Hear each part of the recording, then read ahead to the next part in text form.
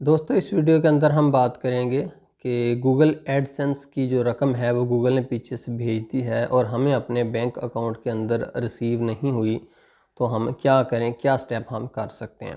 दोस्तों सबसे पहली बात जो मैं आपको बतानी चाहूँगा वो ये है कि इसमें घबराने की, परेशान होने की कोई भी बात नहीं है। ये मसला जो है चुटकियों में हल हो जाता है। ये कोई ऐसा गंभीर मसला नहीं कि जिसका कोई हल ना हो। इसको मुकम्मल तौर पर इसकी जो ट्रेसिंग है वो हो जाती है और पता चल जाता है कि पेमेंट के साथ क्या इशू है।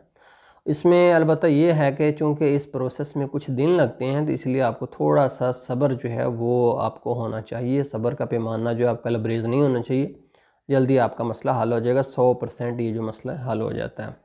तो पहली बात दोस्तों ये है कि आपको पहली नसीहत तो जो ये है कि आमतौर पर एक हफ़्ते के अंदर अंदर जो है पेमेंट हमारे अकाउंट में आ जाती है। मिसाल के तौर पर 21 को जो है अगर गूगल एडसेंस रिलीज़ करता है तो वह मैक्सिमम 27-28 के करीब जो है हमारे अकाउंट में आ जाती है, ट्रांसफ़र हो जाती है।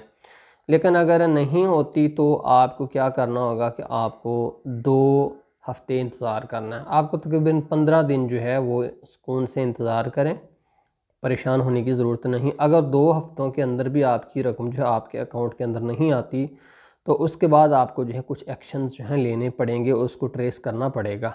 तो दोस्तों मज़ीद आपको गाइड करने से पहले मैं बता दूं कि थोड़ा सा इस बैंकिंग सिस्टम को समझना ज़रूरी है ताकि हम समझ सकें कि मामला हमने कैसे हैंडल करना है। तो दोस्तों ये याद रखिए कि जो बैंक होते हैं उसके अंदर जो फ़ॉरेन रेमिटेंस है वो डिपार्टमेंट आमतौर पर अलहदा होता है। फ़ॉरेन रेमिटेंस का डिपार्टमेंट अलहदा होता है। उन्हें जो फ़ॉरेन रेमिटेंस डिपार्टमेंट है उनको ही मालूमात होती है कि पैसे कहाँ से आए हैं, कैसे उनको ट्रेस कर रहे हैं। हम तमाम तर मामला वही डील करते हैं। बाकी जो आम बैंक हैं, ब्रांच हैं, उनको इनके बारे में कोई भी सूद बुद नहीं होती, ना वो आपकी हेल्प ही कर सकते हैं। मिसाल के तौर पर अगर आप अपनी बैंक की ब्रांच के अंदर जाकर कहते हो कि यार मेरे बाहर से पैसे आए थे वो नहीं आए, तो वो आपको सिंपल सा जवाब देंगे यार उन्होंने भेजे नहीं होंगे, आप उनसे पूछो जिन्होंने भेजे हैं, हमें क्या पता। जब हमारे पास तो रकम आती है हम तो आपके बैंक अकाउंट में ट्रांसफ़र कर देते हैं, हमें इस बारे में कुछ नहीं पता। वो आपकी कोई भी हेल्प सपोर्ट इसमें नहीं करते। वो हैं भी बेचारे सच्चे, क्योंकि उनको इस बारे में मुकम्मल कोई भी गाइडेंस नहीं है। ठीक है जी। पहली बात है दोस्तों मैंने आपको ये बताई कि जो फॉरेन रेमिटेंस डिपार्टमेंट है वो अलग है। आप इसके अंदर फॉरेन रेमिटेंस डिपार्टमेंट के अंदर जाएँ तो उसके अंदर भी फिर और मुख्तलिफ डिपार्टमेंट्स हैं। मिसाल के तौर पर जो ID कार्ड के ऊपर पैसे आते हैं उनका डिपार्टमेंट और है, और जो स्विफ्ट नेटवर्क के ज़रिए पैसे आते हैं उनका डिपार्टमेंट और है। आपके चूँकि IBAN के ऊपर पैसे जो है स्विफ्ट नेटवर्क के ज़रिए आते हैं, तो फिर आपको जो है स्विफ्ट डिपार्टमेंट से कॉन्टैक्ट करना होगा। मिसाल के तौर पर आपका बैंक जो भी है UBL है, ABL है, HBL है, हर बैंक का जो है एक स्विफ्ट डिपार्टमेंट होता है जो स्विफ्ट के मैसेजेस को डील करता है। तो वही जो है रकम को ट्रेस कर सकते हैं। बाकी लोगों को उसके बारे में कोई सूझबूझ नहीं होती है। तो ठीक है, जब गूगल की तरफ से पेमेंट रिलीज़ होती है तो मुख्तलिफ बैंकों से गुजरती हुई है आती है, और जो है सबसे पहले स्विफ्ट का मैसेज जो है वो आपके मुतलका बैंक को आता है। जो स्विफ्ट डिपार्टमेंट है उनको मैसेज मसूल होता है जी इतनी रकम है फ़लाँ बैंक अकाउंट है उसके अंदर ट्रांसफ़र करनी। तो वो क्या करते हैं, उसके बाद वो मेल करते हैं उस ब्रांच को। ठीक है, उस ब्रांच को मेल की जाती है। वो ब्रांच वाला जो है वो ब्रांच मुतलका जो है अपने उस बंदे के अकाउंट को वेरीफाई करके जो आपके पैसे कहाँ से आए, किधर से आए, क्यों आए, इन चीज़ों का जवाब उससे लेने के बाद वापस जो है स्विफ्ट डिपार्टमेंट को, अपने जो HBL UBL जो भी है उसके स्विफ्ट डिपार्टमेंट को कहते हैं कि हमने इस बंदे की वेरिफिकेशन कर ली है, ये अकाउंट मौजूद है, अकाउंट एक्टिव है, आप कोई भी मसला नहीं है, आप इसको सेंड कर दो। तो उसके बाद जो स्विफ्ट डिपार्टमेंट है वो पैसे मुतलका ब्रांच के उस अकाउंट खाते में ट्रांसफ़र कर दिए जाते हैं। अमूमी तौर पर होता है इस तरह से, जब स्विफ्ट की तरफ से मैसेज आता है और उसके बाद जो है फ़ौरन रकम आपके अकाउंट में डायरेक्ट जो ट्रांसफ़र नहीं की जाती, कर भी देते हैं कुछ लोग, लेकिन अक्सर इसके अमूमी तौर पर, कानूनी तौर पर इसके ऊपर होल्ड होता है जब तक उसकी वेरिफिकेशन ना कर ली जाए। तो अब जब स्विफ्ट डिपार्टमेंट आपके मुतलका ब्रांच को मेल करता है, या तो वो मेल नहीं करते, यहाँ पर गड़बड़ हो जाती है, यहाँ पर सारा अटक जाता है, या मेल तो कर दी लेकिन मुतलका ब्रांच ने उसका रिप्लाई नहीं दिया, तब आपकी पेमेंट होल्ड हो जाएगी। या अगर जवाब तो दे दिया मेल ने लेकिन उनसे जो है अपडेट नहीं हो सकी, तो इस चक्कर के अंदर जो है आपकी पेमेंट जो वहाँ पर जो है अटकी हुई रहती है। तो ये याद रखिए कि आपकी पेमेंट को ट्रेस करने के जो है मुकम्मल तौर पर इख्तियार सिर्फ स्विफ्ट डिपार्टमेंट जो है आपके बैंक का उसके पास है। उनके पास ही वो IDs मौजूद है जहाँ से वो रकम को ट्रेस कर सकते हैं, जिसके ट्रांजैक्शन नंबर कहते हैं। बाकी बैंक जो हैं, बाकी और ब्रांचें जो भी हेड ऑफिस है, फलां टींग है, उनको कुछ नहीं पता, ना वो उसकी रकम को ट्रेस ही कर सकते। आपको कॉन्टैक्ट करना है उनसे जो इसको ट्रेस कर सकते हैं, जिनके पास स्विफ्ट की ID मौजूद है। लॉगिन होंगे और ट्रांजैक्शन आपकी चेक कर लेंगे, ये कहाँ से रकम आई और किधर गई।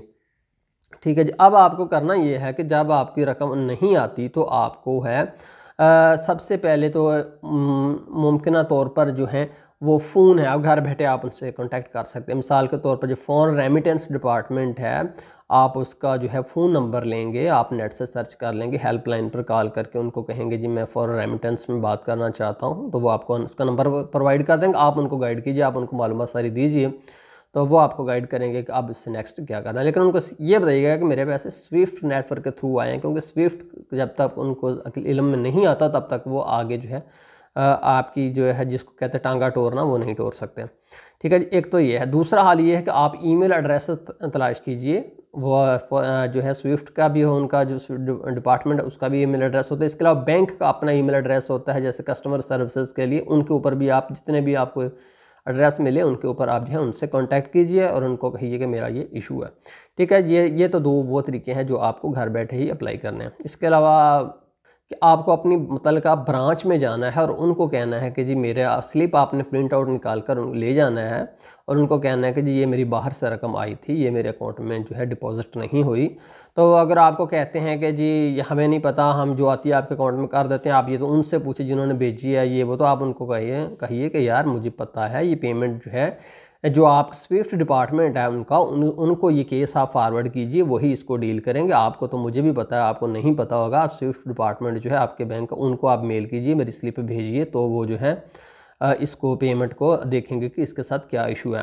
आमतौर पर जो पाकिस्तान के अंदर इशू ज़्यादातर आ रहे हैं वो वेरिफिकेशन प्रोसेस के अंदर ही हैं, रकम फंसी हुई होती है। तो जो ही वेरिफिकेशन हो जाती है तो उसके बाद वो पेमेंट रिलीज़ कर दी जाती है। तो आप अपने बैंक वालों को कायल करेंगे, उनको बताएंगे कि यार मैं कोई अनजान बंदा नहीं हूँ, मैं मतलब शुरू से पेमेंट ले रहा हूँ, तो आप जो है मेरे केस को इस तरह से हैंडल करें। तो वो आपका जो केस फॉरवर्ड करेंगे, तो उसके बाद आपकी वेरिफिकेशन होने के बाद आपका जो है रकम आपके अकाउंट में ट्रांसफ़र कर दी जाएगी। इसके अलावा दोस्तों मैं आपको बताना चाहूँगा कि ये रकम ट्रेस कैसे होती है। जब आपकी पेमेंट स्लिप होती है ना, गूगल की तरफ से आपको दी जाती है, मैं आपको स्क्रीन के ऊपर दिखा देता हूँ। इसके ऊपर यहाँ पर नीचे जो है पेमेंट नंबर होता है। तो ये जो पेमेंट नंबर होता है ये दरअसल स्विफ्ट ट्रांजैक्शन का नंबर होता है। इसको अगर जो लोग जिनके पास स्विफ्ट को साथ जो नेटवर्क के साथ इल्हाक है वो इसको ट्रांजैक्शन आईडी को लगाएंगे तो उनको पता चल जाएगा ये पैसे कहाँ से आए और कहाँ गए। तो ये दरअसल स्विफ्ट की आईडी होती है। तो इसलिए बहुत आसान है ट्रेस करना, कोई इसमें परेशानी की बात नहीं है। थोड़ा सा इंतज़ार कीजिए, मैंने आपको टेक्निक्स बताई, इन पर अमल कीजिए, इंशाल्लाह 100% आपका मसला हल हो जाएगा। बहुत शुक्रिया माजिद गिराई यूट्यूब चैनल देखने का। अल्लाह हाफिज़।